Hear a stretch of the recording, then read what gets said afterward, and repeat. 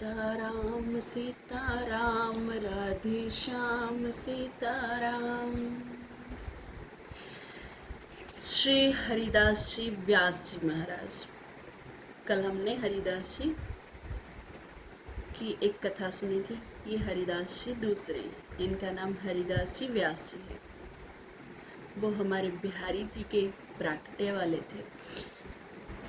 तो हरिदास जी भगवान व्यास जी महाराज, इनको व्यास जी नाम से जाना जाता है, ऐसे संत हुए कि जिनकी ब्रजभूमि में इतनी निष्ठा थी कि ब्रजभूमि को छोड़कर कहीं जाना नहीं चाहते थे।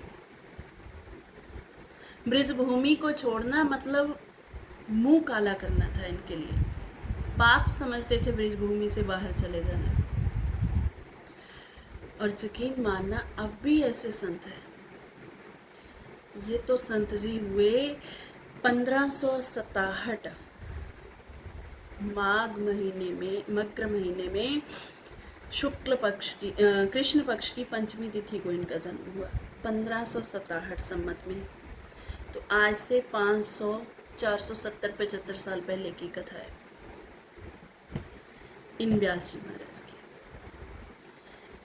जब मैं वृंदावन में ब्रिज में रही तो वहाँ पर स्वयं ऐसे संत देखे। एक भैया तो ऐसे थे, जीवन में कभी बाहर का आया भोजन भी नहीं करते थे। कभी यहाँ से मैं कुछ ले जाती तो नहीं करते थे। वो कहते थे नहीं, ब्रिज की माटी में जो बना, ब्रिज की माटी में जो खरीदा वही खाऊंगा, वही पाऊंगा, बाकी कुछ नहीं। और 40 वर्ष तक ब्रिज में रहे। एक दिन के लिए, एक घंटे के लिए भी ब्रिज को छोड़ करके नहीं गए थे। और जब गए, मृत्यु पाकर गोलोक में ही गए। ऐसे भैया थे वो। तो ऐसे संत अनेकों आज भी बैठे हैं ब्रिज में, जो ब्रिज की धरती पर इतना ज़्यादा, ब्रिज रज में, ब्रिज कणों में इतना ज़्यादा विश्वास रखते हैं कि ये राधा जी, साक्षात ठाकुर जी यहाँ पर हैं। व्यास जी महाराज ऐसे ब्रिज भक्त थे कि उनको कहीं भी जाना अच्छा नहीं लगता था। एक बार कान्हा जी का श्रृंगार कर रहे थे बैठे बैठे, तो पगड़ी नहीं बंध रही थी। पगड़ी बांधते तो बार बार वो खुल जाती। होता है ऐसा, मैं भी कभी पगड़ी बांधती हूँ तो खुल जाती है। कई बार दोबारा से बांधनी पड़ती है, कई बार तीसरी बार, चौथी बार। तो पगड़ी बांधते समय होता है ऐसा। एक दिन तो व्यास जी महाराज कहने लगे, कान्हा तुम्हें नहीं पगड़ी बांधनी तो ऐसे ही चुपचाप बैठा रहे, और अगर बंधवानी है तो ढंग से बंधवा ले, और मेरी बांधी पसंद नहीं तो अपने आप बांध लेना। अब ऐसा बोला, जमुना जी पर गए, स्नान किया, संध्या बंदन किया, और जब आए देखा कन्हैया तो खूब सजकर मस्ती से पगड़ी बांध कर बैठे हुए हैं। कहा अच्छा ये बात है, इतनी सुंदर जब खुद बांध सकते हो तो फिर मेरी बांधी क्यों पसंद आएगी तुम्हें? कन्हैया मुस्कुरा गए। तो ऐसे हैं हमारे व्यास जी महाराज, साक्षात ठाकुर जी को प्रकट कर लेते थे। एक बार उन्होंने काशी में पद सुने। एक संतों के द्वारा पद गाए जा रहे थे। आज यति राजत दंपति भोर, सुरत रंग के रस में भीने नागर नवल किशोर। तो ये सब पद गा रहे थे। जब ये पद सुना तो वहीं पर सब कुछ छोड़ करके ब्रिज में आ गए, और ब्रिज में आकर फिर दोबारा गए नहीं, वापस कहीं नहीं गए दोबारा। बस ब्रिज में ही रहना चाहता हूँ, ब्रिज के दर्शन, ब्रिज रज, ये सब। और आकर के व्यास जी महाराज ने सोचा पहले गुरु किसको बनाऊं। तो सबसे पहले वो गए श्री हित जी महाराज के पास। हित जी महाराज को कहने लगे कि मैं आपसे शास्त्रार्थ करना चाहता हूँ। विद्वान थे तो विद्वानों का काम ही होता है। हित जी महाराज ने ऐसी बात कही, कहा यह जो एक मन बहुत ठौर करी, कहे कौने सच पायो। इस एक मन से कितनी की ठौर करोगे। अब वो चूल्हे पर कढ़ाई रखे हुए थे, भोग बना रहे थे, तो भोग वाली कढ़ाई नीचे रख दी, आग बुझा दी। कहा पहले शास्त्रार्थ करो। कहा महाराज चूल्हा चलते समय, कढ़ाई को चलाते समय आप मुझसे बात कर सकते थे, शास्त्रार्थ कर सकते थे, पर ये क्यों नीचे रख दिया? कहा भाई एक ही तो मन है, भगवान की सेवा में लगाऊं तो जा तुम्हारे शास्त्रार्थ में। अब उनको लगा ये गुरु बनाने लायक है, जिनका मन भगवान में लगा है वही गुरु बनाने लायक है। अब इधर उधर की बातें करने वाला, जो जिसके पीछे आगे बहुत सारे शिष्य घूम रहे हैं, जो बहुत सारी गाड़ियों में घूम रहा है, जिसके पास बहुत सारी नोटों की गड्डियां हैं, उनको देखकर गुरु बनाना नहीं ढूंढते थे। पहले ढूंढते थे कि जिसका मन भगवान में लगा हुआ वही तो हमें पार करेगा। जो खुद पार हुआ है, जो पहले ही डूबा हुआ है जल में, वो हमें क्या पार करेगा? तब उन्होंने हित महाराज जी को अपना गुरु बना लिया। वृंदावन में रहने की ऐसी उत्कंठा बढ़ गई कि अब वो कहीं जाना तो चाहते नहीं थे। उनके परिवार वाले पीछे आ गए उनको लेने के लिए। घर वाले कब चाहते हैं कि हमारा बच्चा घर छोड़ करके जाए? क्योंकि पता है जब घर रहेगा तो थोड़ी कमाई करेगा, धन। अब वैसे भी उनकी पत्नी थी, बच्चे थे, तो उनको लगता था कि घर पर रहेगा तो थोड़ा पैसा आएगा, कमाई आएगी, क्यों इसको भेजना नहीं चाहते थे। तो पीछे आ गए, पता लगा कर कहाँ है। हितजी महाराज कहने लगे वो बैठा है, ले जाओ, हमें कोई। अब उन्होंने बहाना किया, यमुना जी में स्नान करके आता हूँ। घर वाले भी पीछे पीछे ही लग गए, स्नान करते बहाने कहीं फिसल ही न जाए, तो चलो पीछा करते हैं। अब वहां से पीछे घूमे तो आश्रम पर आ गए, और जब आश्रम पर आए देखा तो प्रसाद तो सब, और जो संतों का जूठा प्रसाद होता था, शीत प्रसाद, उसी को लेते थे, बाकी अन्न नहीं खाते थे। संतों के प्रसाद के प्रति इतनी भक्ति भाव था उनका कि जो जूठन बच जाती थी उसी को पाते थे, बाकी अमनिया नहीं लेते थे। एक बार एक संत जी को लगा ये मजाक करता है, तो ऐसा थोड़ी होता है। उन्होंने कहा जी संतों को भोग लग जाए। व्यास जी कहने लगे फिर आप पा लेना। उनको लगा कि ऐसा तो नहीं हो सकता कि हर एक में ही कोई भक्ति भाव रखे, हर प्राणी में भक्ति भाव रखे, कहीं झूठ तो नहीं बोल रहा। अब भोजन करने बैठे, तो जब भोजन करने बैठे उनके पेट में दर्द हो गया। दर्द हुआ तो उस समय कहने लगे अरे वाह संत जी, आपने इतना शीत प्रसाद छोड़ दिया, आज तो मैं धन्य हो गया। अब जब आप दोबारा पाओगे अमनिया ही पाओगे, क्योंकि आपके भीतर जो भगवान बैठे हैं ना, मैं उनको झूठा थोड़ी ना दूंगा, ये मैं पाऊंगा। मेरा भगवान आप सबके भीतर विराजमान है। तब उनको पता चला ये सत्य बात कह रहे हैं। इनका विश्वास इतना है संतों में कि उनका शीत प्रसाद ही पाते। अब जब वापस आए घूमते घमाते तो सारा शीत प्रसाद भी समाप्त हो गया। थोड़ा सा बचा था, वो एक भंगिन आई, वो उठा करके ले गई। अब वो भंगिन अपना शीत प्रसाद पा रही थी। अब उनको लगा कि मैं तो भूखा ही रह जाऊंगा, तो मैं क्या करूं। तो उस भंगिन के पास गए, हाथ जोड़कर कहा माँ आज मैं शीत प्रसाद से वंचित रह गया, अगर थोड़ा सा तुम मुझे दे दो तो। संतों की जूठन कोई रखी थोड़ी ना पड़ी है, तो मुझे तुम दे दो। उसने कहा मैं अपने हाथों से दूंगी तो अपराध बन जाएगा, इसलिए आपका अगर मन है तो आप स्वयं ही ले लीजिए। तब उन्होंने एक पकौड़ी उठाई और मुंह में डाल ली। अब घर वालों को लगा रही ये तो हमारे काम का नहीं रहा। ब्राह्मण होकर भंगिन के साथ उसका जूठा खा लिया, इसके साथ नहीं हमारी अब आज के बाद पंगत नहीं, इसको त्याग दो, अब इससे हमारा कोई रिश्ता नहीं। छोड़ दिया। घर वाले वापस चले गए और एक पकौड़ी के लिए छोड़ दिया। संसार ऐसा है, जरा सी बात पर छोड़कर चला जाता है। दो संत थे, बड़े सिद्ध महात्मा। लोगों में चर्चा फैल गई, फैलते फैलते चर्चा वहां के राजा पास भी चली गई। अब राजा को लगा कि ऐसे सिद्ध महात्मा हैं तो हमें दर्शन करने चाहिए। तो संतों के दर्शन करने के लिए चल पड़े राजा, तो अपना ठाठ बाट लेकर के। लोगों ने आकर बता ही दिया, महाराज राजा अपनी सेना लेकर के आपके दर्शनों को आ रहा है।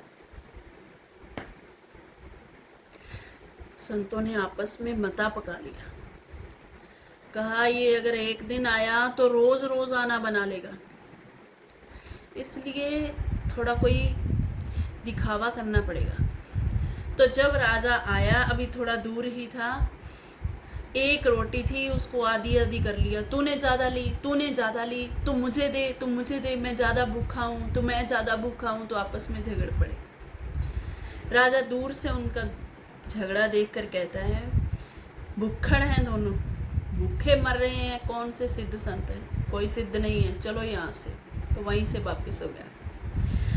अब बनावटी भेष बनाया था उस राजा से छूटने के लिए, तो उन्होंने भी एक पकौड़ी खा ली घर वालों से छूटने के लिए। तो इस प्रकार उस बात से छुटकारा मिला, पीछा छूटा।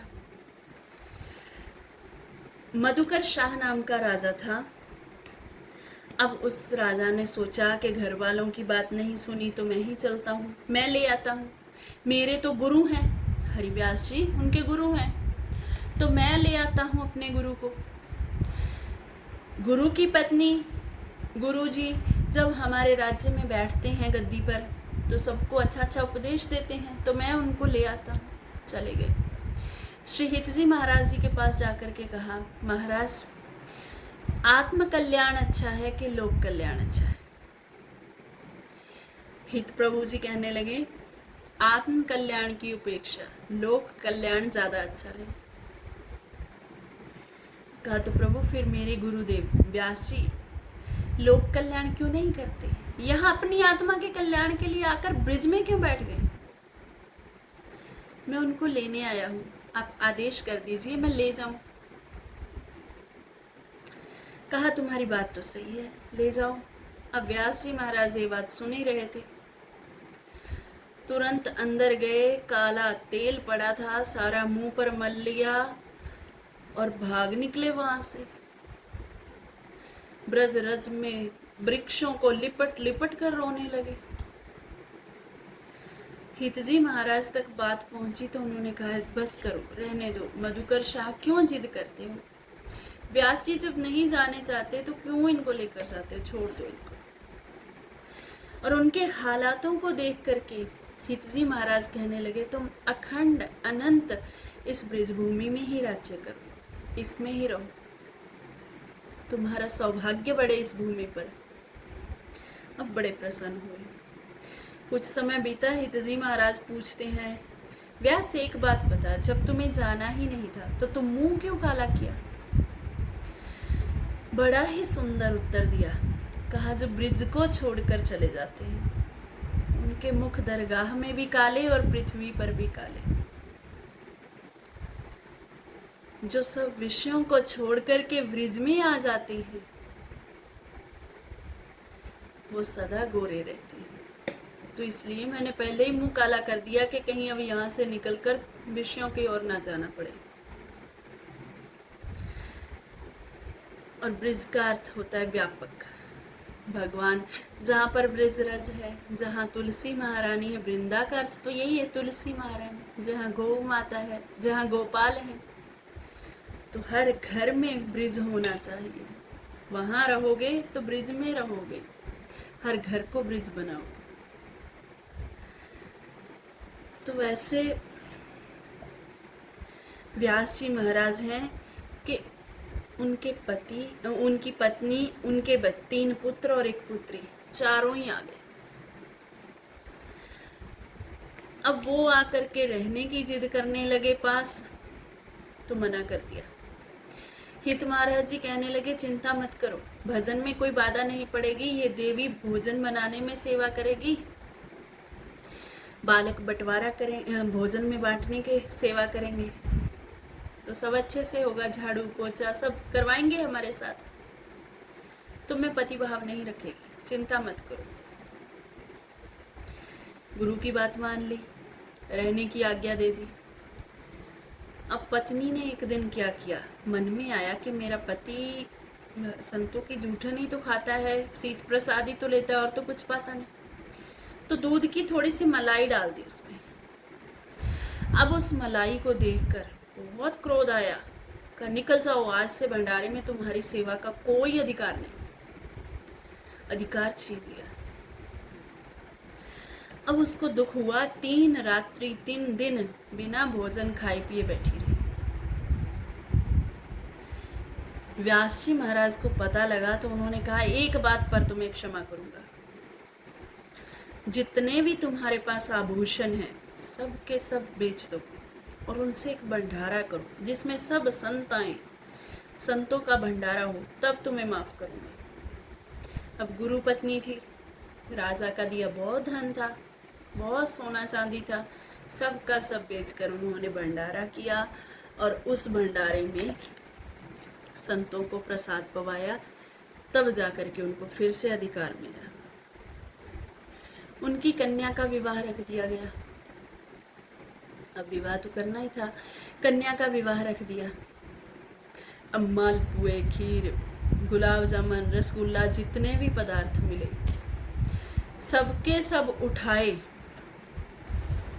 और उठा करके संतों को दे दिए और कहा यहाँ मत खाना, अंदर ले जाओ। अब सब अपनी झोपड़ियों में ले गए। पीछे आकर देखा तो क्या बचा है, हलवा, सब्जी पूरी, रोटी, सब्जी पूरी, ये बचा है। अब उसको लगा पति के ही काम है, पर लेकिन बोलने की हिम्मत नहीं। और व्यास जी बड़बड़ाते घूम रहे हैं, बारात आएगी तो उनके लिए यही बहुत है, बहुत है, कोई ज़रूरत नहीं और लाने की, मिठाइयाँ वगैरह कुछ नहीं करने की ज़रूरत है, यही सब पवाओ। अब उसको लगा गुरु की आज्ञा है और हमारे पति देव की आज्ञा है तो मान लेनी चाहिए। तो वैसे ही बारात का स्वागत कर दिया बिना मिठाई के। अब एक तो बिना मिठाई के स्वागत, दूसरा जब बारात चलने लगी, डोली उठने लगी, अपनी बेटी के कान में एक बात कही जाकर, पुत्री तुम ब्रिज को छोड़कर जा रही हो, क्या तुम्हारे पाप उदय हो गए? मत जाओ ब्रिज को छोड़कर, बारात को लौटा दो। ऐसी पिता की बात उसके कानों में लगी, दिल पर छुई कि वहीं पर भगमा वस्त्र पहन लिया और वहीं पर बैठ कर के भजन करने लगी। ब्रिज से अन्यत्र नहीं गई, फिर कभी ब्रिज को छोड़कर नहीं गई। अपनी पुत्री को ऐसे संस्कार दिए, अपने पुत्रों को भी तीनों को बांटा, तो एक को भजन सेवा, एक को छाप दी जो श्यामा की छाप है, और एक बेटे को धन दे दिया। तीनों को कहा भजन में लगे रहो, और जिसको धन दिया उसको कहा भगवान की और संतों की सेवा में धन लगा देना, कुछ और मत लेना। इस प्रकार एक बार एक भक्त ने सोने की बांसुरी लाई, वो बांसुरी लाकर कन्हैया को दे दी। अब ठाकुर जी के हाथ ऐसे होते हैं तो उनमें बांसुरी जब डालते हैं तो वो छेद थोड़ा पतला था, बांसुरी थोड़ी मोटी थी। जब डालने लगे तो उनके छेदों में से, हाथों में से कन्हैया के खून बहने लगा। व्यास जी रोने लग गए। मल्लम पट्टी 2-3 दिन करते रहे उनकी, और जब गए शाम को ठाकुर जी का दर्शन करने तीसरे दिन, तो देखा ठाकुर जी ने तो स्वयं ही वो बांसुरी धारण कर रखी। व्यास जी 2 दिन तक करवाते रहे, धारण नहीं की और स्वयं कर ली। ऐसे नटखट कन्हैया थे। और उस समय त्राही पुकारने लगे तो उनको गले लगा लिया स्वयं ठाकुर जी ने। एक संत तीर्थ यात्रा करते हुए ब्रिज में आए। बड़ी हंसी की कथा है वैसे तो, ये बड़ी प्यारी रोचक लगी मुझे तो आज। ब्रिज में आए तो उनको रोज कहते अब हमें चलना चाहिए, एक दिन और रुक जाओ, ब्रिज भूमि कहाँ मिलती है, 2 दिन रुक जाओ, ब्रिज भूमि कहाँ मिलती है। ऐसे करते करते कई वर्ष बीत गए, उनको जाने नहीं दिया ब्रिज भूमि से। अब वो भजन जब गाते थे, कन्हैया थोड़ा मुस्कुराते थे, तो उनको लगता था ब्रिजभूमि कितनी अच्छी है और ये संत कितने अच्छे हैं जिनका भजन सुनकर हमारे कन्हैया मुस्कुरा लेते हैं। तो जाओ मत, नहीं जाने दिया।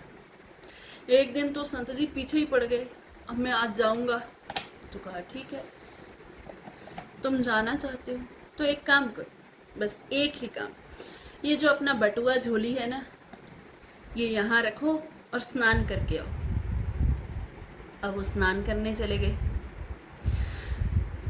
अब भटुआ झोली में क्या रखते हैं संत लोग? शालिग्राम भगवान, ठाकुर जी। अब उस डलिया में से ठाकुर जी को निकाल लिया, उनको तो रख लिया ब्रिज में। एक चिड़िया ली, उस चिड़िया को उसमें डाल दिया, और चिड़िया भी देखो सारे रास्ते फड़फड़ाई नहीं। पता चल जाता तो उनको पता ही होता भी चिड़िया इसमें, हमारे ठाकुर नहीं है। उतना ही बोझ था चिड़िया का, उतना ही ठाकुर जी का। शालिग्राम जी कितने वजन के होते हैं, थोड़े से ही होते हैं। तो उठाया और लेकर चले गए। जब स्टेशन पर मथुरा पहुंचे, अब लगा कि थोड़ा पानी पिए। पानी पीने लगे तो पहले ठाकुर को तो पिलाएं, फिर ही पिए। और जैसे ही बटुआ खोला, चिड़िया फड़फड़ाई, उड़ गई। और गई भी कहाँ? वृंदावन में, उसी तरफ उड़ गई। उनको लगा रे हमारे ठाकुर जी तो चिड़िया बनकर उड़ गए, वो तो चाहते ही नहीं कि ब्रिज को छोड़ूं। ये तो मैं ही हूँ जो संसार के कामों में लगा पड़ा हूँ, मुझे भी ब्रिज में ही वापस चले जाना चाहिए। दोबारा वृंदावन चले गए। व्यास जी कहने लगे, अरे संत जी हम तो पहले ही कह रहे थे मत जाओ मत जाओ मत जाओ, क्यों चले गए थे? आ जाओ आ जाओ, यहाँ रहेंगे इकट्ठे।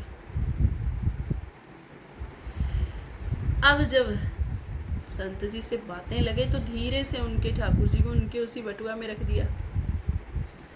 कहा अरे ये तो चिड़िया बनकर उड़ गए थे और हमारे ठाकुर जी अब यहाँ वृंदावन में आकर फिर से ठाकुर बन गए।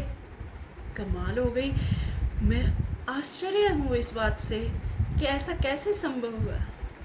व्यास जी कहने लगे, अरे आपके ठाकुर जी ब्रिज को छोड़कर जाना ही नहीं चाहते, और आप हो के रोज में जाना है जाना है जाना है जाना है, कहाँ क्या जाना है लगा रखी है। अब कई वर्ष बीत गए ऐसे ही बातें बातों में। तब भजन कीर्तन करते समय कहने लगे, आपका जो कीर्तन है ना हमारे काना को बड़ा सुहाता है, इसी कारण से मैं आपको जाने नहीं देना चाहता। तो वो चिड़िया मैंने ही छुपाई थी। तब उनको पता चला। शरद पूर्णिमा की रात्रि आई, उसमें प्रिया प्रीतम जी ने महारास किया। उस महारास में हमारी प्रिया जी के, राधा जी के चरणों के नूपुर का घुंघरू टूट करके गिर गया। अब जब छन छन नहीं होगी तो रास कैसे होगा? तो अपना यज्ञोपवीत उतार करके उसी के धागे से सारे घुंघरू पिरो करके बांध दिए। हर शरद पूर्णिमा को महारास होता है ना ब्रिज में, जाओ कभी दर्शन करो।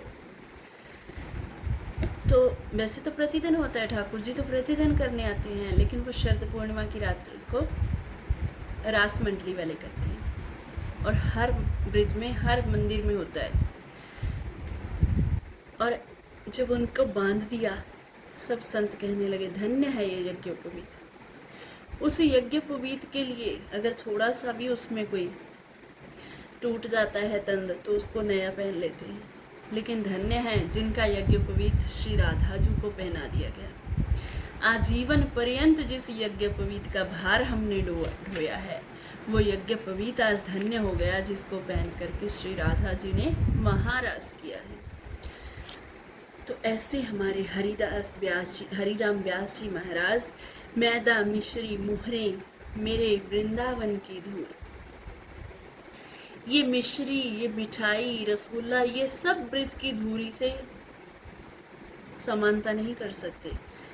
जहाँ राधा रानी मोहन राजा राज रहे हो परिपूर्ण, और जहाँ पर हमारे ब्रिज के राजा ब्रिज की रानी दोनों निवास करते हों, रसिक हमारी अनन्य प्रीति कुल देवी राधा वरसानो, और ब्रजवासन सुपाती, ऐसे हमारे कृष्ण कन्हैया, हमारी राधा रानी जहाँ निवास करते हैं, ऐसा ब्रज धन्य है।